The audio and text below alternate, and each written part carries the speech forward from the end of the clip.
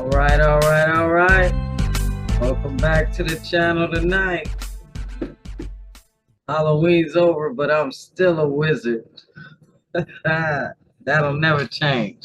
So we're going to get started and finish reading this introduction to these leaders of the Nasarean Christianity churches, I think, that were founded right after the crucifixion.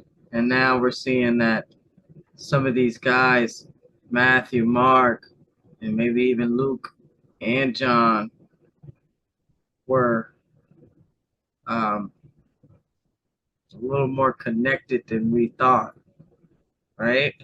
So this is pretty awesome. I've been doing a few videos on this subject, so hopefully y'all are all here with me and we're all ready to roll. But we're going to read from chapter 89. And the title on this one is The Public Recognition of Yahshua as a Miraculous Healer.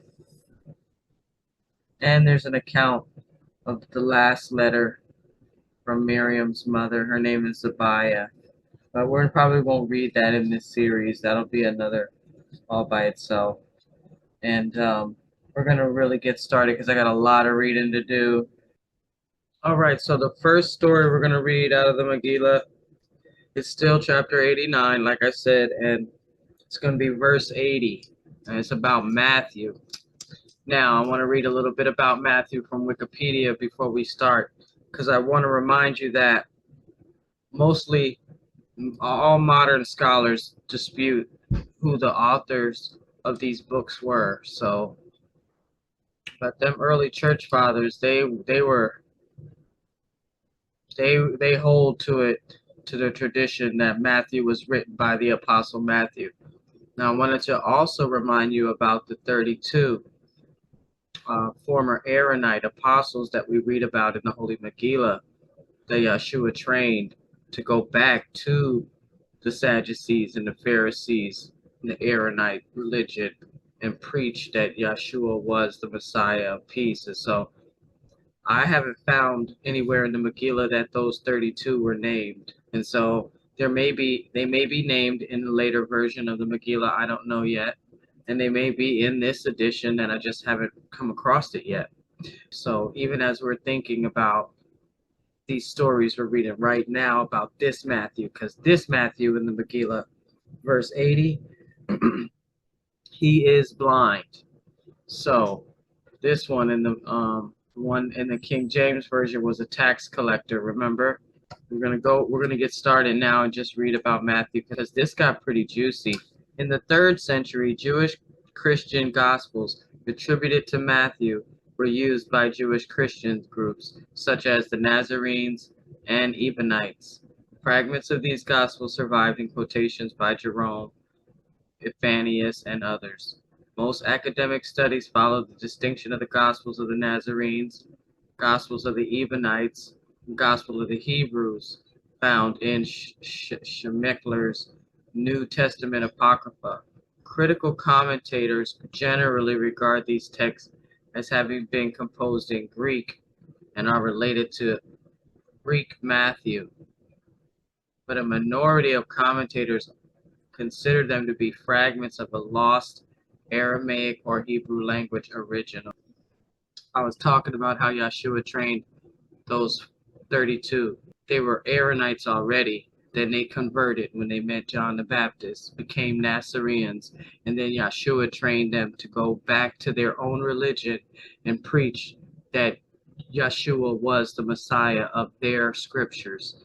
And so when I saw this, I was like, whoa. It says, there has, however, been extended discussion about the possibility of an earlier version in Aramaic. Numerous textual indications point to an author who was a Jewish Christian writing for Christians of similar background. The Gospel according to Matthew consequently emphasizes Christ's fulfillment of Old Testament prophecies. And we did read that because remember, Matthew is the one who said the whole quote about the Nazir, because he said he shall be called a Nazarene.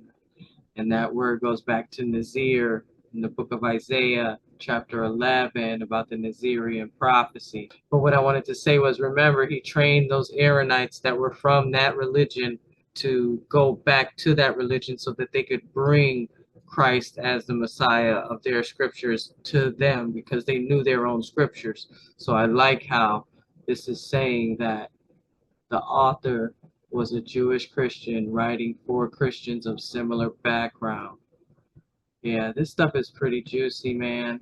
Okay, so verse 80. The blind man that believed. Having heard of the healing of Mark's blindness, a blind man said to the Lord, "Good master, touch my eyes and I will regain my sight." The Lord said, "What is your name?" The man said, "Matthew." The Lord asked him, "Matthew, do you truly believe that if I touch your eyes, you will regain sight?" Matthew replied, "I believe that with all of my heart and mind." The Lord placed his hands over the eyes of Matthew and said, "As you believe, so be it." Matthew immediately regained his eyesight and with great appreciation thanked the Lord. Yahshua said, "Do not praise me, for lo, without the power of your belief, my touch would not be nearly so effective." Matthew went on to become a leader of Nasarean Christianity, the new religion of Aaronites that accepted Yahshua as the fulfillment of their scriptures' prophecy of the coming of a Messiah of peace. I, Sarah Jalil, witnessed Yahshua heal many persons in various ways. The most amazing healings, though, like the healing of Matthew, were those linked to the power of belief. So the power of belief, isn't that something? I had to come back on here just to say it. Did you hear how she said that and how Yahshua said it, man? Hmm. You know, I remember when I was first like coming out of the church and stuff. That was one of the like. That's what the problem is that we just run around believing anything, right? With no proof. And um, we need to know. It's got to be knowing. Well, now that I'm hearing this story about the power of belief, it's making me think about those egregors and how powerful our minds are. You know, they've studies been shown with people get sugar pills and they get better than people that are being treated with actual medicine all the time. So the power of belief, we've just been told by Yahshua, is something else. I'm going to read it again how he said it. He said, "Do not praise me, for lo, without the power of your belief, my touch would not be nearly so effective." And then here's the story about the woman who believed that simply by touching Yahshua, she would be healed. So as Yahshua walked through a busy, crowded outdoor market with some of his disciples, lo, he suddenly stopped, looked at an elderly woman, and said, "Woman, was it you that touched me?" The woman nodded affirmatively and said, "I have had a bleeding sore that would not heal. I knew that if I but touched you, I would be healed." Yeshua said, "The reason I asked is that when I was touched, I felt healing virtue go to whomever had touched me. I felt your belief." Do you hear this, what he said? He said, "I felt your belief." Man, the woman showed the Lord her now healed wound and said, "The sore is now healed. Before I touched you, lo, it was still oozing blood." Yeshua looked at his disciples and said, "With faith as strong as this woman's, behold, all good things may be accomplished." He's talking about faith and belief here. And this title of this chapter is the public recognition of Yahshua as a miraculous healer. Okay, so here is the story of the woman with the issue of blood that's recorded in the book of Luke. And I just wanted to jump over here real quick. So it says, "And a woman having an issue of blood 12 years, which had spent all her living upon physicians, neither could be healed of any, came behind him and touched the border of his garment. And immediately her issue of blood stanched. And Jesus said, 'Who touched me?' said, "For I perceive that virtue is gone out of me." Here in the Megillah, it's so pretty. He says to her, he knew it was. He looked straight at who touched him. So beautiful, right? The woman having a bleeding sore that would not heal. She said, "I knew that if I but touched you, I would be healed." Yahshua said, "The reason I asked is that when I was touched, I felt healing virtue go to whomever had touched me. I felt your belief." Beautiful, right? So there's not really much else he says here. He just says, "I perceive that virtue is gone out of me." That's why I love the Megillah. It's like the rest of it's like the nice part. It's like you know, I felt your belief. I was showing you this Matthew chapter 14 was because the story of a bunch of people touching the hem of his garment is in here. And so all of the four gospels have the same stories in them. They just read a little different. And now we have the stories from the Holy Megillah showing us a whole nother side to the stories, like more to the stories.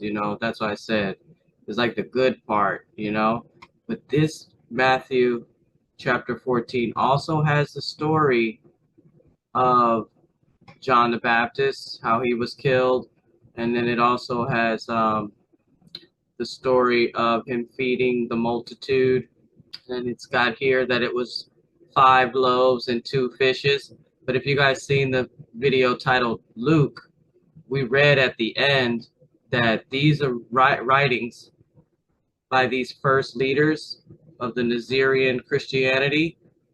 They originally had teachings of vegetarianism in it. But over time, I'll read it exactly how it says it. Give me 1 second. So I'm back in the Megillah, chapter 89, verse 79. Various versions of their Nasarean writings were circulated, and as the time went by, later followers watered down their teachings so as to remove vegetarianism. You may not want to believe that. You may think that, because it says here that Jesus fed the multitude with fish, but that's because we never heard his teachings about fish. It was pretty detailed, the sermon that he gave to those 3 men who were sick. That's also in the video titled Luke, about, it's spiritually unkind to murder fish and steal their bodies. That's how Yahshua said it. Now, I've told you guys about the Gospel of the Holy 12, so this is pretty exciting. I love coming here because it was this Gospel of the Holy 12 that I found many, many years ago, and it woke me up to the teachings that were a little different, like where this 29 says that Jesus fed 5,000 with 6 loaves and 7 clusters of grapes. So that's exciting. This Gospel of the Holy 12 does present Jesus as a vegetarian as well. So now we have 2 witnesses to Christ being and teaching vegetarianism. Okay, and so you're going to have to just continue to do your research and take your pick on which Christ you serve. Do you serve the one that we've been, the watered down teachings of Christ, or do you want the true teachings of Christ? Because they make a lot more sense. And all of the miracles that we're reading in chapter 89 of the Holy Megillah are in this Matthew. It's a whole bunch of them, 14. So if you want to go check it out. And then, if you have the Megillah, go to chapter 89 and read the difference and help the ones you love who haven't had a chance to see this different, unaltered teachings of Yahshua. Because it makes a whole lot of difference. Okay? So I was just going to read it. He saw the multitudes. He was moved with compassion on them. This is the Gospel of the Holy 12. Because they fainted and were scattered abroad as sheep having no shepherd. Then he said unto his disciples, The harvest truly is plentiful, but the laborers are few. Pray ye therefore the Lord of the harvest, that he will send forth laborers into his harvest. And his disciples brought him 2 small baskets with bread and fruit, and a pitcher of water.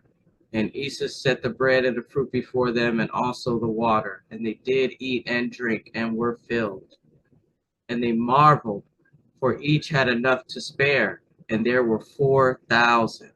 Okay? So completely different details here. Fruit or fish, you know? And you take your pick. And now the next video is about John, and he believed. It says the man that believed Yahshua could heal his daughter from long distance by the power of prayer. Oh, and I'm just tell you, it works. And so that's what this whole, I think, chapter, the remaining of this chapter is about. There's a lot of stories in here. I'm going to just come back and do John, and then do where Yahshua teaches about the healing of spiritual blindness, and proclaims that the era of the Messiah of peace is always here and now. So one more video to finish these first leaders of Nasarean Christianity: Matthew, Mark, Luke, and John. Yo. All right, I'll be back soon. I'm having fun now.